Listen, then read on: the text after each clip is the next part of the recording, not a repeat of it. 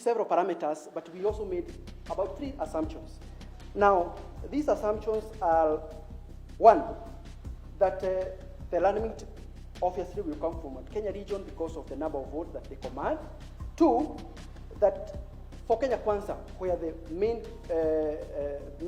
candidate or presidential candidate is William Samoei Ruto, who is quite young at 55 years, if he gets power, he's going to serve for the full term of 10 years.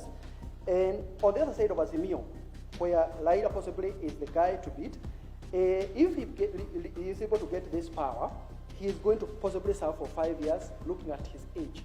It may not be the case. We have made assumptions. So this is purely hypothetical. It could be different. So, but those are the assumptions that we made for us to be able to encode or to decode this kind of hypothesis.